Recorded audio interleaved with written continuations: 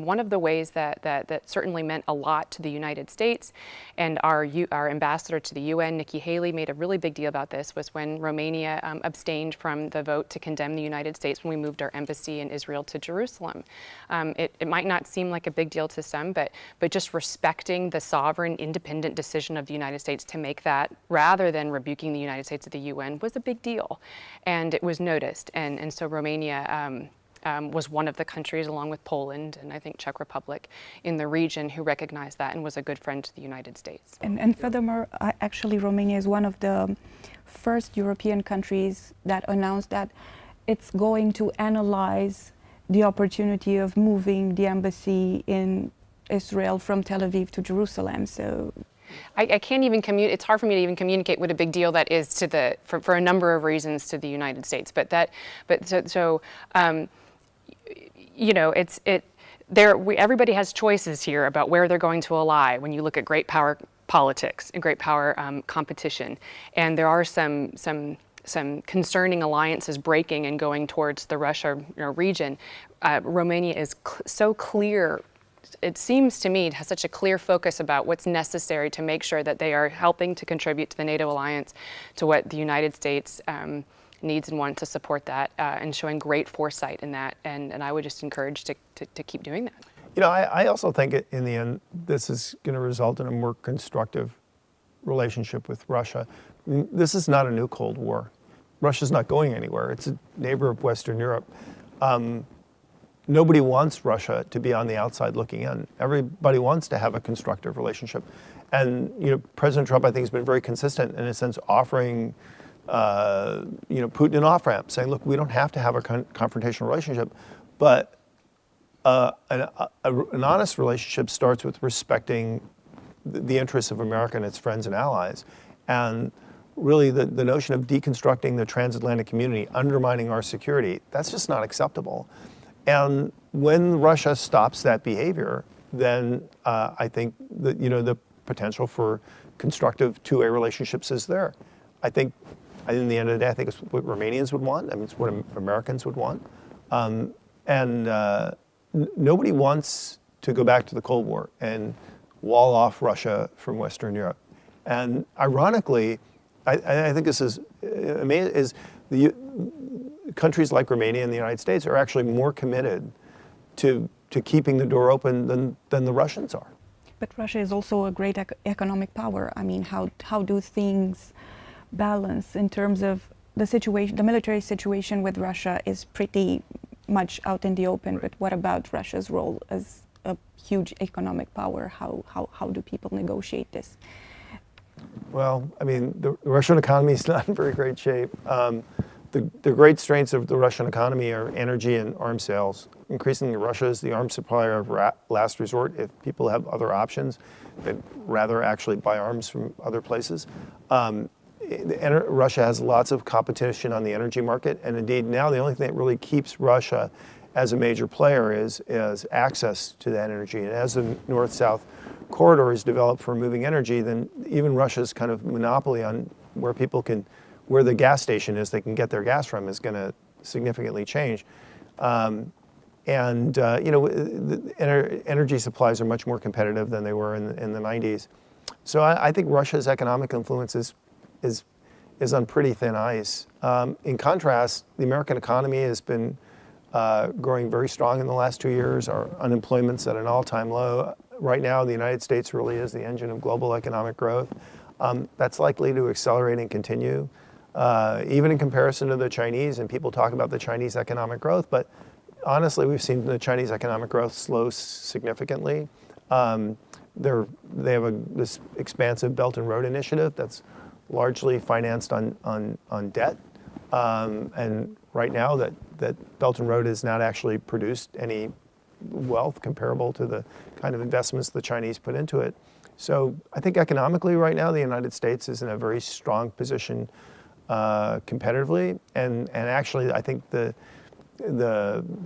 countries that benefit from that are actually the countries that we do most economic activity in, and that's really Western Europe. I would just say too, that President Trump gave this great speech in Poland when he talked about I believe that's where he gave his 3 C's initiative. Right, yeah. He talked Support about for the that. support for the 3 C's, and he also had these incredibly important points about how the United States was going to be an exporter of energy, and that we were going to break the monopoly. That he didn't even call Russia by name, and he does that on purpose because people often mistake President Trump because he doesn't use harsh words towards Putin as being soft. But if you look at everything that the United States is doing under President Trump, it's actually very tough. But it's not provocative. He's not going after Putin directly. He's just pursuing U.S. interests and interests with our allies without deliberately being provocative towards Putin, leaving this open hand open in case Putin is willing to cooperate. But being an energy export to Europe breaks that monopoly, and he had this important line about how the United States is not going to use energy coercively. Okay, which is what Europe has seen with Russia. That's incredibly important because it removes that leverage that Russia has had in the past. And so there are some important, and that was an initiative, by the way, that begun under President Obama. And so there's continuity there. This is an American initiative that our country has wanted to do, and it's great for our own country and our own prosperity, but it also has enormous political and security implications that are going to be great for the region. So there are kind of 2 things going on simultaneously.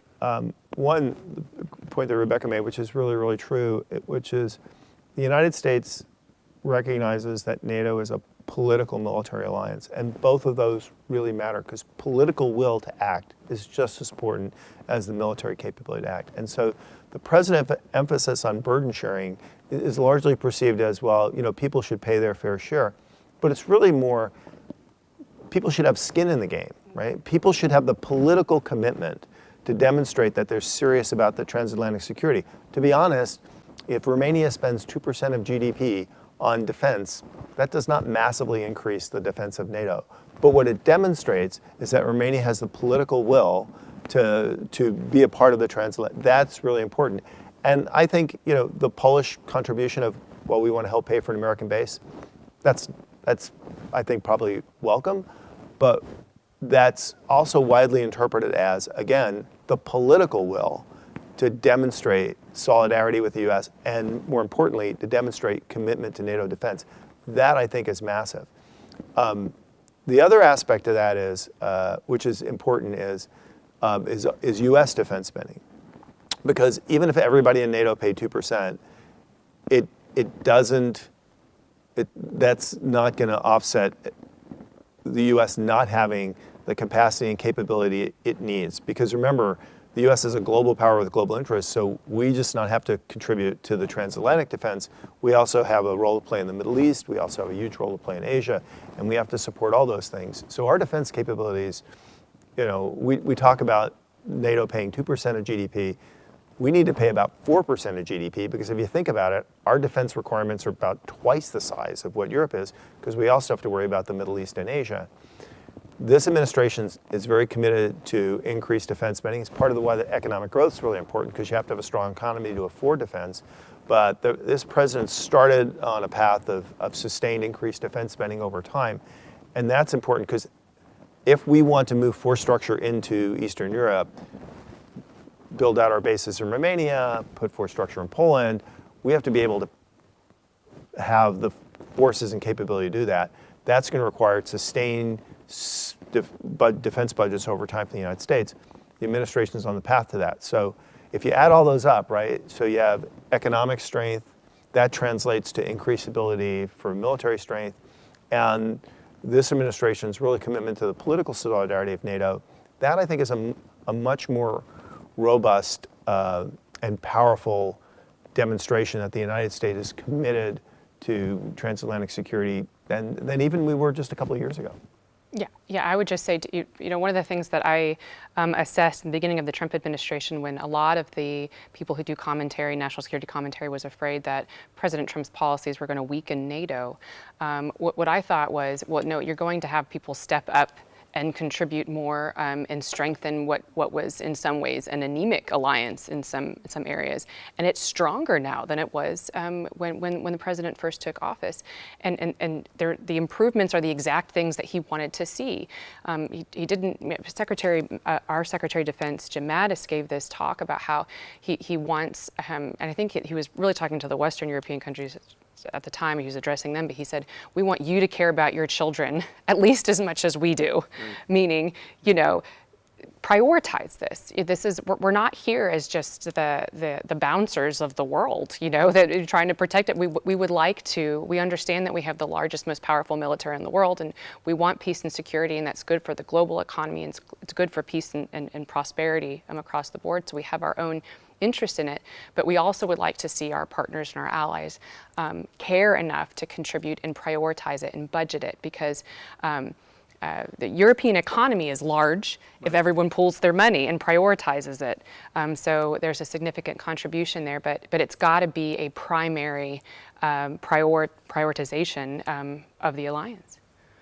The U.S. Embassy in Romania was very vocal when it came to situations regarding the rule of law. They were very straightforward in saying what the Department of State wants from Romania. How does the U.S. see the situation of the rule of law in Romania in terms of taking care of the rule of law situation becoming a soft spot, a weak point of the country? Well, I think there has been a significant shift between the past administration and this administration. This administration really recognizes that the future of Europe is in the hand of the Europeans. And whereas I think the last administration was more inclined to insert itself in internal European matters, where there might be debates, for example, between individual states and the European Commission or the European Union, and the United States essentially would take sides. I think this administration's notion is that's really up for Europeans to decide, and we shouldn't be taking sides in individual states. Every state has individual challenges in how to deal with issues of individual freedoms and rule of law. The United States recognizes that. So we recognize that you know, broadly speaking, we all have the same commitments. And it's helpful to have honest conversations about how we deal with them. And the United States is interested in doing that. It's not interested in, I think, in penalizing or demonizing countries because they don't do exactly what the European Commission wants or don't do exactly what some people in the United States think they need to do. You know, we have a lot of debates about gun laws in the United States. We don't appreciate it when people dictate us to how our argument should be on the gun laws. You know, on the other hand, the United States has, you know, is a strong believer in economic freedom, a strong believer in individual political freedoms, and a strong believer in the rule of law. And we recognize that those strengths are what make countries more resilient and better partners. And so we have a dialogue that encourages that. But I don't think this administration, I don't think any administration should be in the business of really dictating countries exactly how to express their freedoms. Yeah, again, just to stomp this theme again, the current administration is really big on recognizing and respecting national sovereignties. And so there's going to be unique cultural differences in Romania that are different than the United States. There's going to be challenges there. I think that this administration understands that we cannot expect Romania to run like Texas. You know, that's not what we're trying to do. So I think it has a much more realistic expectation. But again, as Jim said, but that doesn't mean that there shouldn't be a dialogue and transparency about where our goals are and where we'd like to see. But this administration has taken a completely different approach where as long as those shared interests are still there and that the countries recognize them and are moving in that direction, then we're happy and we're satisfied with that. President Trump's discourse, especially when it comes to foreign policy, was a little bit abrupt for the world at first. And how does the world manages his discourse now after? Look, so strategic leadership is rhetoric and action, and you really have to look at both to understand what people are doing. I remind people, you know, after Pearl Harbor, Franklin Roosevelt made this famous speech about Day of Infamy, and that would be a completely forgettable speech if the United States actually hadn't gone out and fought World War II. So you have to look at what leaders say and what they do. And I think, in the United States, we have a kind of a hyper-partisan political environment that I think is echoed in Europe. And there's an obsession about focusing oftentimes on what the president says as opposed to the totality of what's being done. So to be honest, I think there is a big disconnect between how the governments work together and popular perceptions. I think in popular perceptions, Trump is as controversial here in Europe as he is in the United States. But at a working level, governments look past the controversy and they look at what is the United States actually doing. And increasingly, I think they're very confident that the United States policies towards Western Europe are actually good for Western Europe. And there's a lot of cooperation. I think JCPOA, the Iran deal, is a very good example. In private, Europeans would acknowledge that JCPOA wasn't working, that the United States, what the United States was doing was the hard right, even if maybe they wouldn't necessarily admit some of that in public. But I actually think at the government-to-government level, there's a lot of cooperation. Yeah, I would just say that clarity is always helpful, and where there's ambiguity, that's unhelpful in a lot of ways in terms of what our country expects out of our allies and our friends, and what our goals are with our partners and even with our adversaries. And President Trump is very clear. And so I think in that regard, even if it's abrupt or if it can be surprising at first, it's helpful. And President Trump, I mean, he's a businessman and he's results oriented.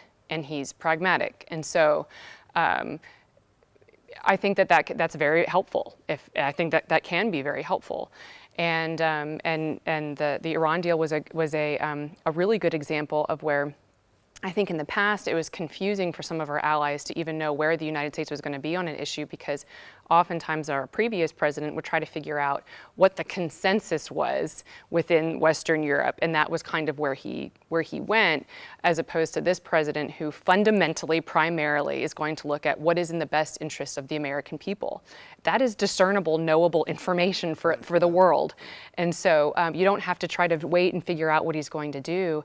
And President Trump, I mean, so far he's demonstrated incredible decisiveness. When he says, if Assad uses chemical weapons, we're not going to tolerate it, that's exactly what has happened.